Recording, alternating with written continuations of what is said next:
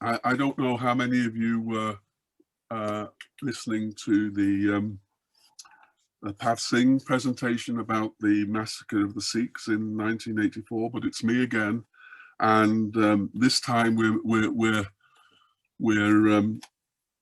looking at a very different issue, which is the mutiny of the Connaught Rangers, the 1st Battalion of the Connaught Rangers, which actually took place in the Punjab in 1920 and was linked to events happening here in Ireland.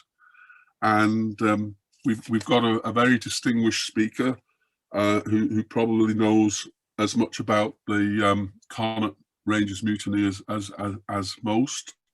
Conor Kostick, who I first encountered when I was asked to do some research as to whether there was any Derry link to the Connaught Rangers Mutiny, and he was very, very helpful in guiding me on that, and he did a very good paper which I read on the web about the mutiny. There is a Derry connection. There are 2 people who were involved, one of whom was a leader, but we're looking today at the mutiny in its broadest aspects and why it took place, and so on and so forth. In terms of Conor Kostick himself, he lectures at Trinity College Dublin. His field, I think, is medieval history, but he's particularly interested in the revolutionary years here in Ireland, which covers really what 1916 to about 23, 24.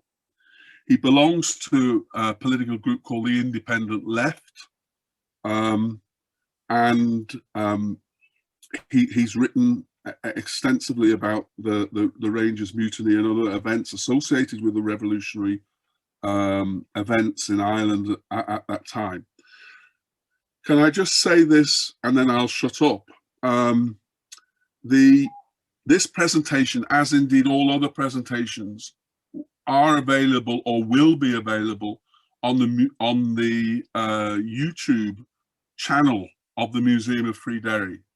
So if you go into YouTube and in their search engine put Museum of Free Derry, that will bring you to our channel, and you'll be able to see all the events that are taking place at this, the 49th anniversary of Bloody Sunday, and you'll be able to see some other things as well that are, which are posted up there. We want you to, if you will, to share these events with your friends. Go to Twitter and see them. There's still some to come, though this is the last live Zoom event. And also, can you use the chat function, which is at the bottom of your screen? You'll see a thing that says chat. If you're new to Zoom, you may not know that, but obviously if you're an old hand like I am, you know it's there automatically. If you've any questions that you want to ask Conor or comments to make as he makes his presentation, then use that chat function and we'll come to them at the end. The presentation itself, I think, is going to last about half an hour or so, and you know, so we'll be ready for questions then. I think I've covered it. These are also on the Facebook page of the Museum of Free Derry, and also on the Bloody Sunday Trust, which also has a Facebook page, though it's not as well known as the museums. So on that note, I'm going to finish, and I'm going to hand you over to Conor for a talk about the mutiny of the Connaught Rangers. Over to you, Conor. Thanks, Robin. Thanks for that introduction, and thanks everyone for coming. It's always a pleasure to talk about this event. It's really a very dramatic event that deserves to be well known. It's a courageous stand by the soldiers. So I'll jump right in, and I'll share a PowerPoint presentation with you. So hopefully you can all see this. So this is the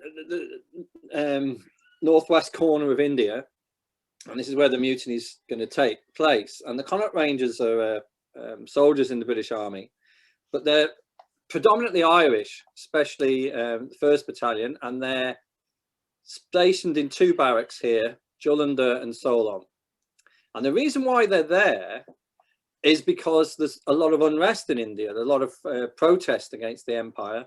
There's Gandhi's movement really growing strong, and only the year previously, the Jallianwala Bagh massacre, which we know as the Amritsar massacre, had taken place. Hundreds of civilians machine gunned down by British troops. So the Connaught Rangers have been fighting in the Great War. They've had a remarkable story in terms of the war, and some of them have travelled all through Europe and fought down through Palestine, and have now been moved to India to effectively be a kind of police force, keeping India from achieving independence. And for the Irish soldiers, the parallels with Ireland are very striking.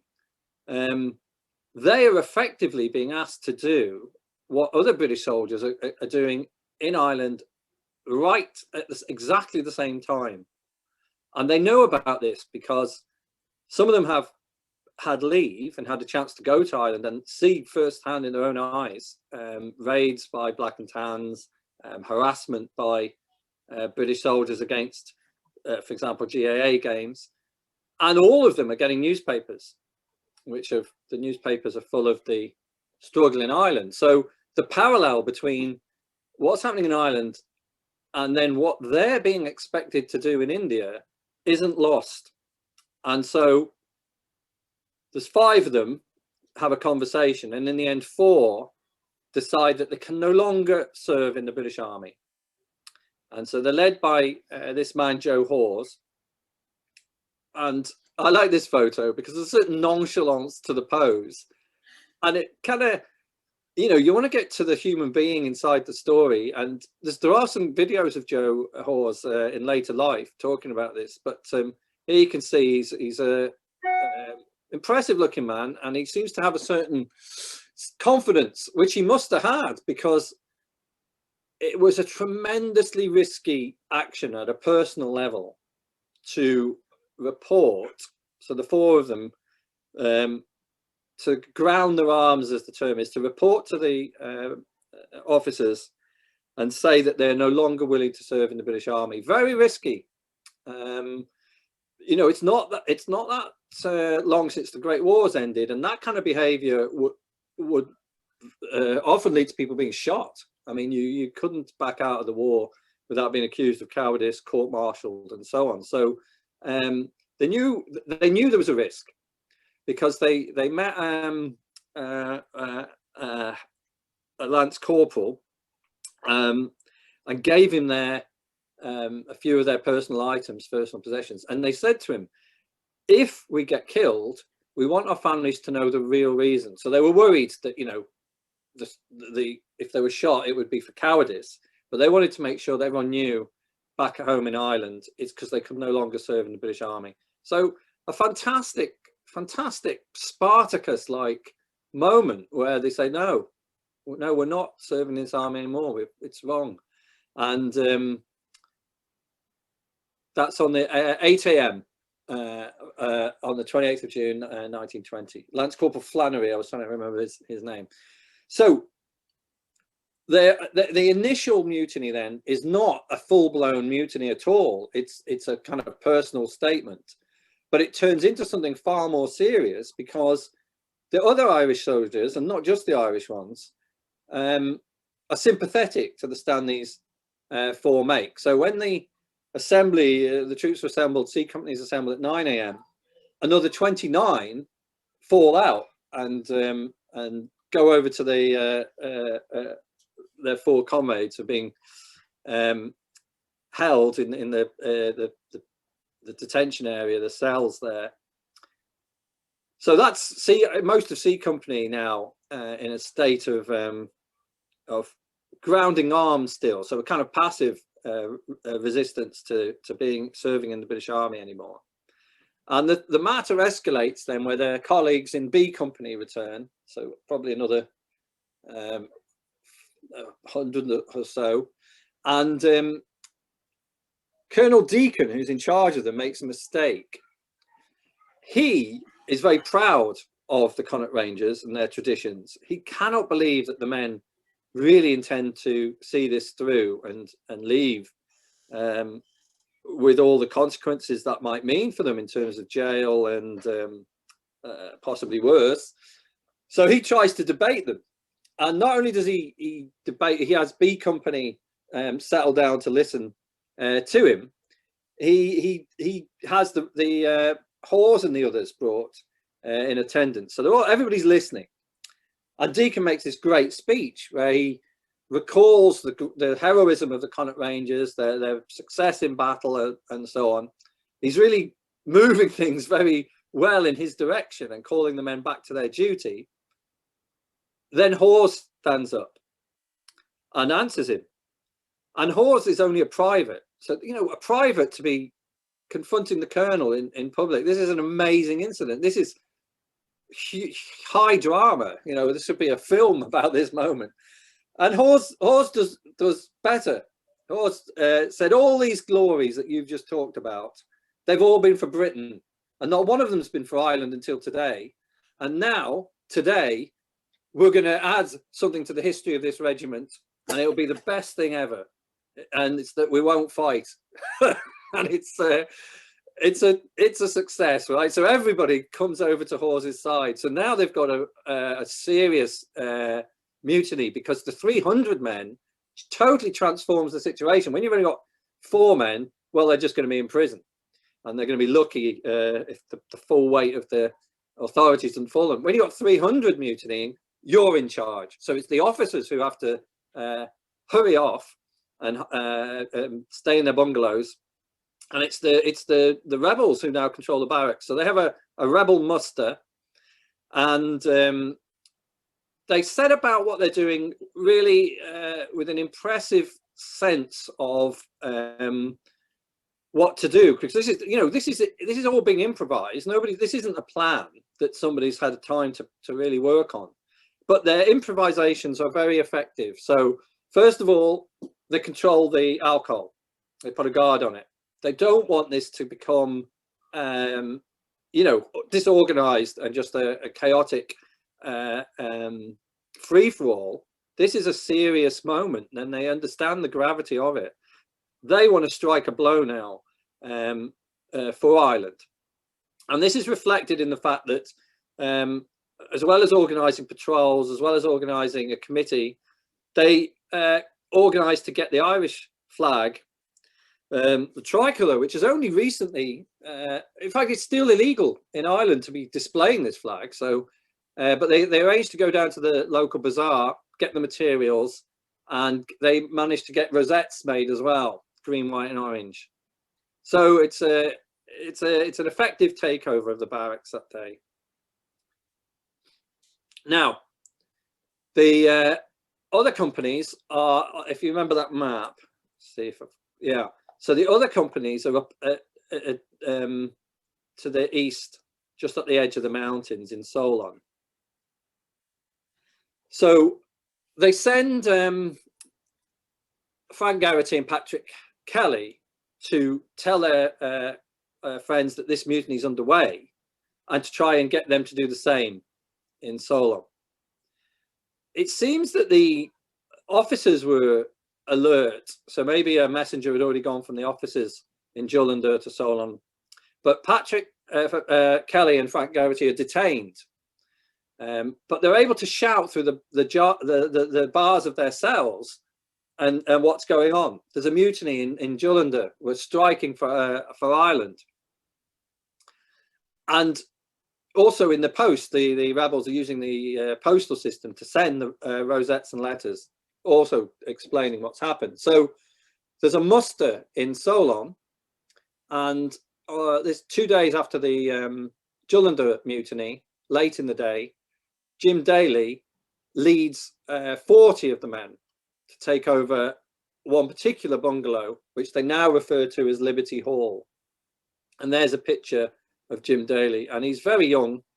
He's just 20, And again, though, I like the look of the pose. He's a confident-looking young man.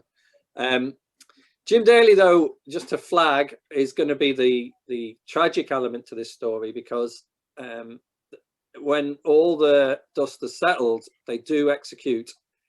They try and get a lot of executions, and I'll talk about that at the end. But the one person who is executed is Jim Daly. So despite his youth, and one of the big differences is, well, there's this big, first of all, there's a similarity. So Major Alexander this time tries to address the rebels and persuade them to go back to their duties. And he says in his account that his influence was wiped out by Daly. Daly, like Hawes, private, stands up to the senior officer, and we don't know exactly what he said, but obviously was enough to persuade his men to participate. But they do something that's turns out to be a bad mistake in Solon. Unlike Jullender, first of all, they surrender their weapons on the advice of a cleric, but then they decide, when they hear that there's troops arriving, that they better arm themselves. And as they approach the magazine, the officers of Solon are drawn up and are ready to fire, and warn them not to approach any further or they'll open fire. Daly does try and attack the magazine and get the weapons, and 2 men are killed and another wounded. So it's the deaths really that are going to cause Daly the difficulties when it comes to the court-martial, because it can be argued that he is responsible for them. And in Jullender, they really had no hopes or intentions of militarily fighting their way out of the situation. That was never a realistic proposition. So they didn't, it was a passive resistance really. And as soon as there was sufficient forces to drawn up to capture them, they knew the mutiny would be over. Here, you get the impression that they perhaps were hoping to keep the momentum of the mutiny spreading. And there's certainly 1 or 2 of the rebels later said that they thought they might even be able to make an alliance with the Indian national movement. And I'll mention that a little bit more. But the rumours that there was troops coming was right. The South Wales Borderers and the Seaforth Highlanders arrived. And once the artillery and the machine guns are there, it's really all over. So they capture the men at Liberty Hall on the 2nd of July. And the Jullender as well. Now, the men are rounded up. It's a very dangerous situation for the mutineers, the hundreds of men. The authorities are absolutely furious with them, but also extremely uneasy, because if the army crumbles, well, what's to stop another Indian uprising like in the 1850s? What authority do they have?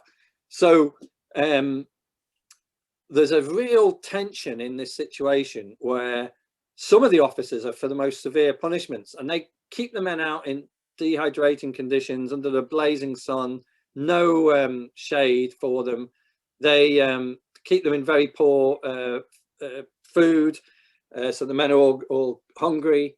They and keep them in very squalid, filthy camps where there's a real danger of disease breaking out. And the doctor writes in his report that the treatment of these men is inhumane, and he's asked to take that word out of the document because that has a legal implication, and he won't. He says it is inhumane.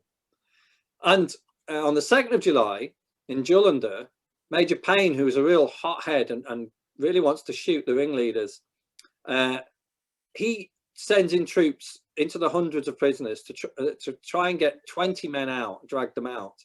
But the mutineers all close ranks and they hold on to the ones who are needed. And in fact, they end up disarming the soldiers who've come in amongst them, grabbing the weapons off them, which is creating a really dangerous moment where the non-mutineers might open fire on the hundreds. And it's only headed off because, again, a cleric intervenes long enough the senior officer, the colonel, comes blowing his whistle to stop Major Payne from for ordering the firing to begin. Jim Davis describes his mistreatment.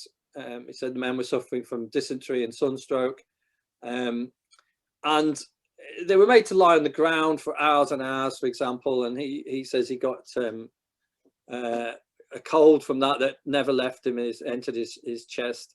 And 88 of them end up being moved to Dagshai prison. So there were several hundred involved, 300 involved really. So, 200 odd eventually went back to serving in the British Army, but 88 continued their resistance. And John Miranda, who's an interesting case because he's from Liverpool, so he wasn't, from Ireland, but he said, there were several of them who said that they'd fought with their comrades in the Great War, and they were going to stand with them now, and that they understood the issues, and they were sympathetic to why the men were mutinying, so they mutinied as well. So Miranda dies there in Dagshai. There's a rather curious incident happens at that prison. At one point, Joe Hawes and Jim Daly, who've become great friends as a result of this facing adversity together, at one point they're let out. The Indian staff at the jail are sympathetic to the men, and they arrange for them to escape. They don't know what to do really, so they raid the canteen at Solon and get a load of tobacco and bring it back for the prisoners to smoke. But they don't. It never. When he talks about this, Hawes said it was never a realistic option to try and cross the continent and get back to Ireland somehow. So they take the risk of the judicial process, which will hopefully eventually lead them back to Ireland. And their court-martials begin on the 20th of August 1920. And then 14 of them are given death sentences. 59 are given 15-year sentences. So this is really heavy, serious, probably much worse an outcome, the worst outcome really than they could have expected. And there's a debate about the executions, and the people for the executions in the British authorities are for them because they need to set an example, not just to other British soldiers who might consider mutinying, but especially to the large numbers of Indian soldiers in British uniform. It needs to be clear that there are repercussions for this kind of insubordination. So this is how the senior officers are thinking. So they absolutely want the death sentences. On the other hand, the situation in Ireland is one where the population is so discontented with British rule, has become so politicized and galvanized that the country is ungovernable. In August 1920, there was mass boycotts that are making no deliveries to barracks. Train drivers are not moving soldiers around the country. There's been several general strikes. There's nobody paying tax anymore to the British establishment. It's all going to their new Dáil courts and Dáil local government. The country is a very, very precarious position. And people like Sir Henry Wilson say in their diaries that they're worried they'll lose Ireland, they'll lose Egypt, they'll lose India. So in favor of the rebels' survival is the fact that to execute so many runs the risk of a political backlash. So in the end, they commute the sentences with the exception of Jim Daly. And I think the incident at the magazine is really what cost him his life. The fact that even though the men were shot by the British officers, the argument is it was Jim Daly's fault. So he's executed. It's a horrible description of his execution. He's shot against the wall in Dagshai, and his friends are made to clean him up and the body. And they said he'd been more or less cut in two by the volley. but then they scrape little bits of his skin off the wall so as to put them in matchboxes and send them home to his family so they had something. But it's a pretty grim reading, and a poor young fella. And so that's the mutiny over. Now the negotiations between Britain and Ireland over the treaty, and what eventually is which begin in the following year and culminate in the Treaty of 1922, include these mutineers. So they don't serve their 15 years. They are released as part of the treaty negotiations. So that's a big political success for the national movement. And, you know, that's the sort of happier side to the story, that the bravery, it was bravery, and the willingness to risk death for the cause of Ireland is rewarded quite rightly by the national movement, including them in these negotiations. So they do survive to live, you know, on in Ireland if they want, but it's not entirely a positive story in that they're relatively neglected. You know, people like that should have been taken into the heart of the nation and provided for, but apart from the release, there wasn't any extra provision for them. So, and a lot of them didn't have any other careers to go to. So in fact, you know, in later life, many of them end up very, very poor. And as I have the quote here from the secretary of their society, if it wasn't for Vincent de Paul, many of them would have been in the Union. Only 14 out of 62 were able to get jobs, and 6 had been buried in a pauper's grave.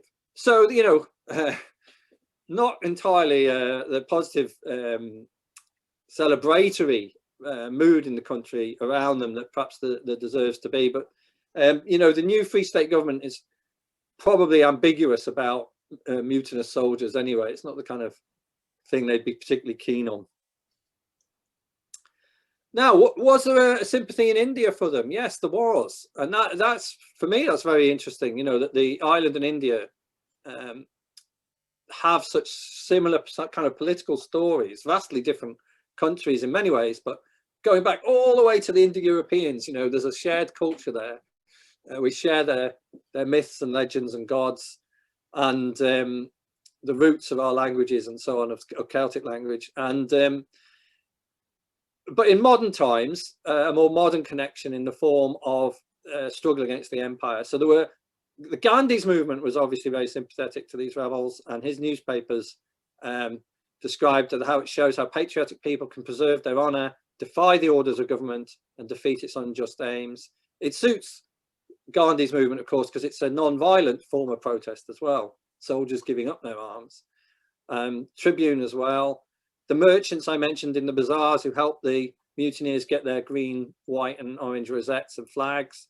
The ones in the jail who must have been at great personal risk if they'd have been caught helping these mutineers, help them with their escape. There's stories as well that photographers were sent to the barracks to try and get pictures for the Indian newspapers, but were turned back.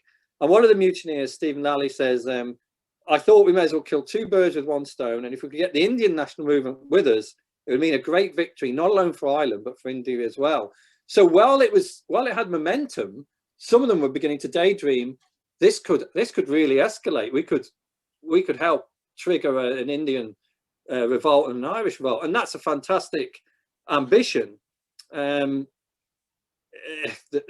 have achieved it would have, you know, it was all very improvised. It would have needed some kind of the IRB or somebody to have roots and contacts in India in a way that they didn't have. So probably not a realistic one, but the very fact that it occurred to him to think like that shows you the sort of possibilities and the connections that were there at the time, that it was in their thoughts that there was a connection. Now, that's my story, right? That's my version of what happened. Unfortunately, in recent years, there's been an attempt to belittle this mutiny and denigrate it and say that these men weren't at all interested in Ireland, that they were really just self-interested in the 1930s when the option of the possibility of getting a pension arose. So they talked up their story. And this is how one British historian, Mario Draper, talks about it. So I just have this little clip of him doing a talk. And each time I listen to it, I should get more used to it, but it just actually makes me more annoyed. To explain what happened. Firstly, what I would term institutional failings in the British Army post-war, and related poor officer-man relations. All the evidence suggests this, in my opinion, whether you look at the military records, if you kind of drill down into the courts-martial proceedings, and particularly in the aftermath of the events, if you start to unpack the rather conflicting and rather changeable narratives of the survivors of the mutiny, the Connaught Rangers, veterans of the mutiny, who change their story as they kind of go along, trying to reap the rewards and benefits from the Irish state after the event. And it very clearly becomes evident, to me at least, that we are talking about a military breakdown, not a political mutiny.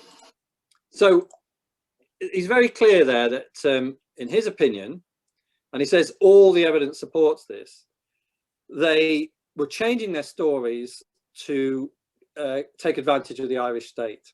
I mean, that's what he says. And there's been a bit of a momentum behind this point of view. So when I advertise my talks on the Connaught Rangers on social media or whatever, there's in the discussion, there's always people saying, yeah, but they weren't really striking for Ireland, were they? They were just, discontented soldiers, were fed up with not enough officers, with the duties or whatever.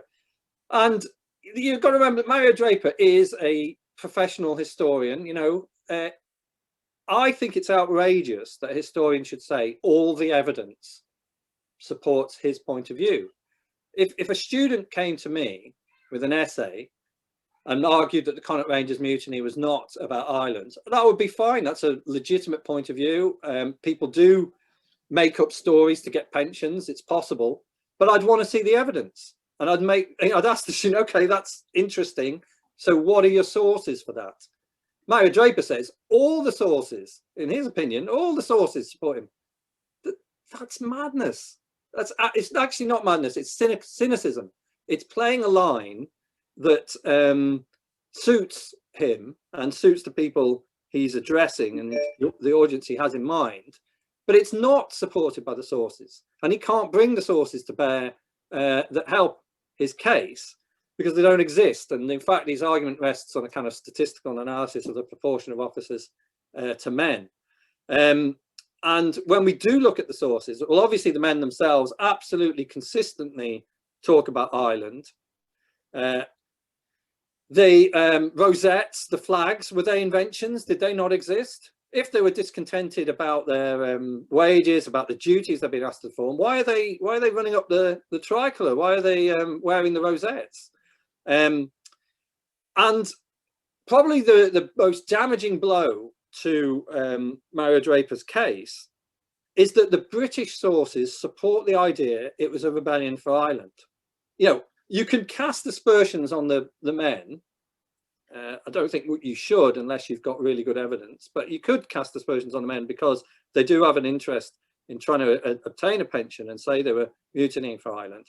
But you're not going to be able to cast aspersions on the British officers and the British soldiers who talked on the newspaper. So here's from the British point of view, Lieutenant Colonel Jourdain wrote to the papers saying the men had been led astray by the accounts they had received about the Black and Tans, the Pioneer Mail, which served expats. The arrival of mail from Ireland caused the revolt in sympathy with those at home. It was entirely due to political reasons. And the Civil and Military Gazette, it was owing to the wrongs of Ireland. Reuters, it was out of sympathy for their friends in Ireland. So all the sources, all these sources that are supposed to be on Draper's side are absolutely explicitly clear that this was about Ireland. And even the court-martial records, which he mentioned in that clip there, he says, wait, he said there, if you drill down into the court-martial records, you'll see what the issues were about. Well, you can't, obviously I read the court-martial records, anyone can read them, And if you see at the bottom there, it says in the court martial, I spoke with these men and they told me that the men's action was intended as a protest against the state of affairs in Ireland. So, you know, I'm sorry that I have to labour the point at these talks, but I think it's really important to rescue the reputation of these men from a movement today that wants to put a different emphasis on the story, because it doesn't like, the British historians typically do not like the idea that their empire was at fault in this period and that people mutinied against it and they were right to mutiny against it. So it's a real privilege and pleasure to get the chance to give talks and remind ourselves of what a magnificent and brave stand that was just over 100 years ago.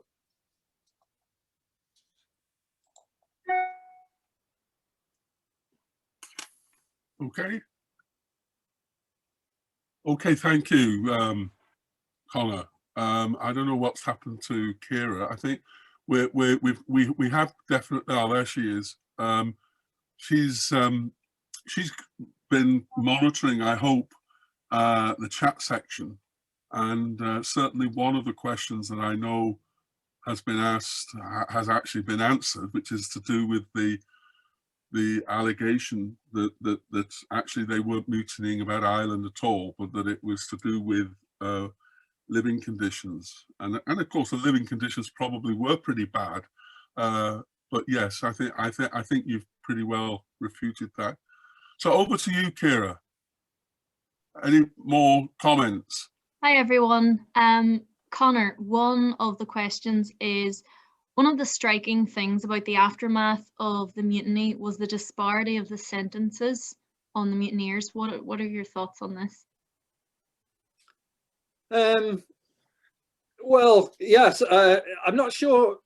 I'm not sure what the question is in regard to disparity. Did some of them get off a lot more lightly than others? I got the impression they were all pretty long prison sentences. Well, can I just come in there, Conor? Because actually, it was me that put the point. I mean, if you take Jim Davis, for example, he gets, I think, a 2.5-year sentence. And yet there's another guy, I don't know who gets life imprisonment. Yeah. And it hangs over the fact that this guy, whose name I can't remember, was smoking a cigarette while he was being interviewed by the battalion colonel, and he was disrespectful. So that's the kind of thing I mean. Jim Davis was at the lower end of the scale. Obviously, the death penalty was at the top end of the scale, but a lot of them were in that direction. So it's one of the things that struck me when I looked at the evidence, just how disparate some of the sentences was for basically the same offence. Yeah, you know more about it than me, I think. But all I would say is that the authorities, really, it's not a proper judicial process. It's not really about sort of allocating blame and then allocating a sentence in proportion. It's all about politics. It's about the message, and they want to they do want to hand out heavy sentences to the ringleaders. And I guess that there also, maybe there's an element of carrot and stick, which there often is in these kind of situations where, you know, some of the soldiers will cave in to the opportunity not to be in jail for 15 years and will, you know, start apologizing, recanting, and doing all the things that the authorities would welcome. So it kind of makes sense that they would be more lenient on those. You know, it's like being in school again, only the stakes are far worse. If you've ever been in trouble as a whole class, you'll know the story is what it's like. You know, they want to co-opt you back into behaving well if they can, and just isolate one or two people they see as the troublemakers. Conor, can you give us your thoughts on John Miranda, who's still buried in India? Do you think he should be repatriated to Liverpool or Ireland? Definitely. I believe, I'm not sure who asked that question, but I know that this I forget, someone who's been corresponding with me came to my other talk who's been really working hard on this, and I think the difficulty is identifying someone from his family who could speak. But very definitely he should. I mean, it's fantastic that he stood with his comrades, even though he didn't have a direct interest in the cause of Ireland. And probably he should be buried with his comrades in Glasnevin, failing a modern day Liverpool connection. So there's a question from Colm here. He is saying the men were included in the 1934 Free State Pension Act. How was that brought about, and how many successfully secured a state pension? I'm not 100% sure. So that needs double checking, whatever I'm about to say. I believe they all got it. But it wasn't without a campaign. So they had to set up a veterans association. They had to march. There's a good picture of them at the GPO behind their banner. They had to have TD speak in the door. And Fianna Fáil, who were sort of veering left and very Republican at the time to undermine the Free State on issues like paying the land annuity to Britain, took up their cause. So, but I could be corrected on this, but I believe they did all in fact get it. It's very interesting that you're talking about how they kind of had to organise to, kind of get their pensions. But earlier you said that the Irish government, was not very sympathetic to the mutinous soldiers. And how much of that is the fact that they were serving in the British Army? Because as we know, there's been other cases with Irish people serving in the British Army, and it's a very uncomfortable aspect of the history on this island, and sometimes people, they don't seem to know how to deal with that.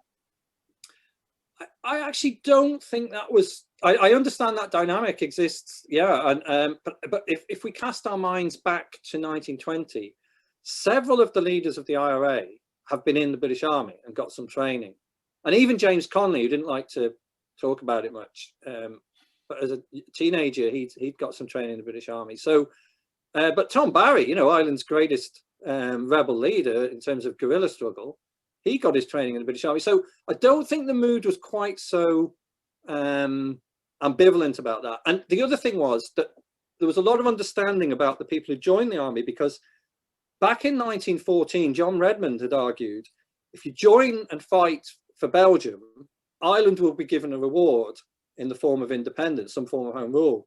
So a lot of men joined who were volunteers in the big volunteering movement of 1913, who were nationalist, but they thought the best strategy for achieving that was to fight with on the British side, and they were proven wrong. Their promises were broken, and it was in the proving wrong of the promises that you get situations like this, where people are really bitter that they've been fighting for Britain and now Britain's not delivering on Ireland. So under those, in that period, then it's not such a disloyal thing to have done. Thank you. Does anyone have any other questions? Anyone in the audience?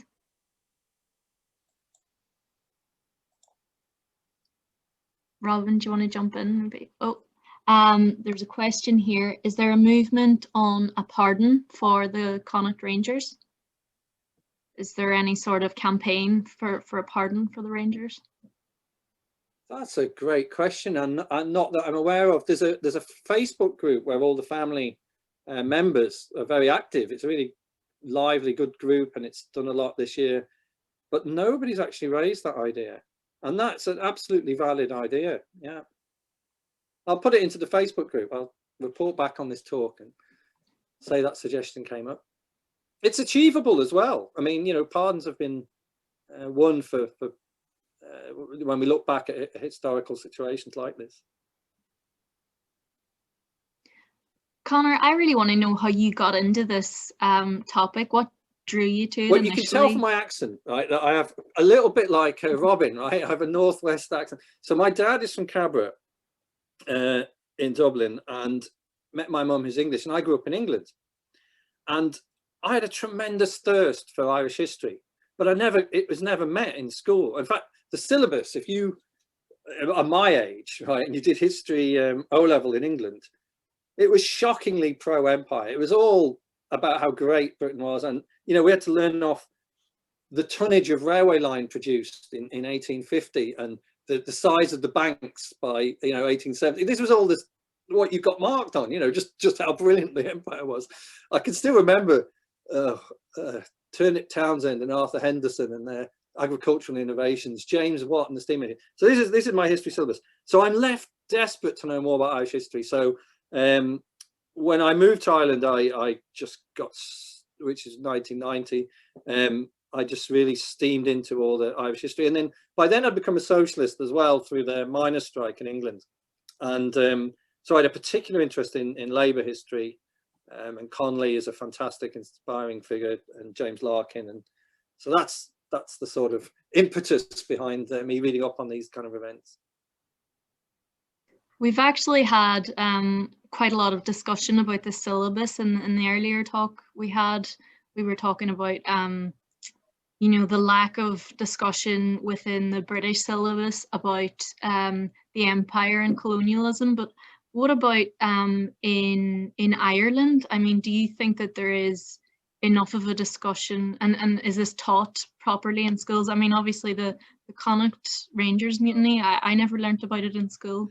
It's a good question. I think history is a very contentious area. It's not like teaching maths. There's a lot of politics to where you put your emphasis. I don't think there's any such thing as a kind of neutral history. And I think that for a long time, the syllabus in the South was conservative. It always glorified the 1916 leaders. So it was never like the pro-empire. Absolutely not. It was really enthusiastic, but it was never interested in, for example, women, any kind of LGBT story, so it was kind of like a Catholic history. Now that's changed a lot, and I know that you can do special projects as school children, and a lot of kids will do, I sometimes get requests for help, and they'll do projects like around Countess Markovic or something like that. So there's room, if a teacher's got the interest, to steer the kids towards a more radical history and a more enthusiastic appreciation of rebellions. And I'm sure that you could do the Connaught Rangers Mutiny would be a perfectly valid topic in your special subject. So it wouldn't be examined, but there'd be scope for exploring it. If I can just add a little bit more though, I think where the problem remains is at third level, because I do think that there was what was called revisionism some years back, and there's this whole thing, I don't know how many of you are familiar with it, but there's Peter Hart led a charge against the IRA of the 1919-20 period, seeing them as sectarian ethnic cleansers rather than rebels fighting for freedom and liberation. And that got a lot of support from third level teaching staff, especially the professors of history. So, and it's not an accident that Mario Draper, the guy who I played to you just now, who I think is shockingly poor history because it's badly sourced. It's not an accident that he was invited here to speak at a couple of events. There's a layer of people who still don't really want to celebrate mutinies and rebellions. Could I just come in here? That's okay, Kira. Can I just come in here and say that, I mean, I totally agree with everything you've said. And what I found interesting is actually the Connaught Rangers mutineers were not really that known about even 50, 60 years ago. I mean, as you know, Conor, I've been looking particularly at Jim Davis, who you've mentioned. And he was a lieutenant, a lance corporal. And what I didn't know when I started was that, in fact, Jim Davis isn't his real name. His real name is actually Lafferty. And he comes from Derry, and he came from Roswell Street. The only reason we know that is because Onlooker, who some of the older people from Derry will remember was the owner of the Derry Journal, back in 1952 or 53, wrote a wee little piece bemoaning the fact that nobody knew about Jim Davis. So like back in 50, 70 years ago, there was very little known by contemporaries. Certainly in Derry, I can't really speak for anywhere else, of course, about the Connaught Rangers Mutineers and the contribution such as it was made by Derry people. And I think one of the things that is happening now is that people are beginning to rediscover historical events which now look much more important perhaps than they did 50, 60 years ago. I mean, as Kira said about the previous discussion we had about the British Empire in India, I mean, there's a lot more interest now, I think, in revisiting the history of empire and seeing, looking at it in a much more balanced way than when you and I were at the school. I'm old enough, Conor, to remember we had an Empire Day in England. It was the birthday of Queen Victoria, and it was still functioning when I was a schoolboy. You know, we had half a day off to commemorate the empire and the glories of it. Now we're beginning to revisit that and say, well, actually, it wasn't that glorious. And I think that interest in the Connaught Rangers Mutiny is in a sense part of that, because we're seeing actual people who would have been British soldiers mutinying because of the way their own country was being treated by other British soldiers. That's, yeah. Well, Sorry, Robin, were you going to say something? no, I was just going to say, are there any more questions, or shall we? Yeah, we have a question Okay. from Simra that ties into our discussion about the syllabus at secondary and third level. Simra is asking, do you have any advice for young historians interested in writing about history? Not really, just to read a lot. And you know, I suppose when you start on the path of reading history, you're kind of a bit in awe of the people you're reading and the work they've done, and it's kind of daunting as well. And you give a lot of time to other people's views, but but everybody has filtered the material from their own background, from their own interests, and you're bringing your perspective to it. And two people can read the same text and see different things in it, and which might both be valid as well. So in other words, I'd be assertive in the sense of believing in yourself that you've got something to say about this historical period that you're researching. But the other thing is just to put the hours in. You know, there's no shortcuts to really get to grips with a historical period than reading a lot. That's good advice. Conor, there's a question from Paul. Was there knowledge of the mutiny at the time back in Ireland? Because you were talking about how the mutineers were using the postal system. Yeah.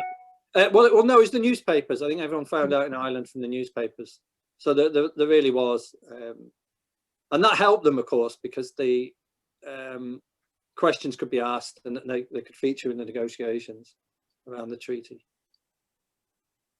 We have a comment from Tomas who's saying, when James Daly was reinterred in 1970, there were large celebrations in County Westmeath. So that's quite interesting. Yeah, thanks, Tomas. I didn't know. I'd seen some old newspaper photos, but I wasn't aware they were particularly large. So that's good to know. I wonder, do you know who was? I'm just throwing this back to Tomas. Do you know who was organising around that? There must have been some sort of groups, a bit like the Facebook group we have today, but you wouldn't have had Facebook back then. So was it a political party behind that? I might invite him to unmute rather than getting him to message through the chat. I'll see. I don't want to put you on the spot either. If he doesn't want to. Well, could I just say that? I mean, I don't know the answer to that question, but I do know that when Joe Hawes was buried, there was an IRA party fired shots over the coffin.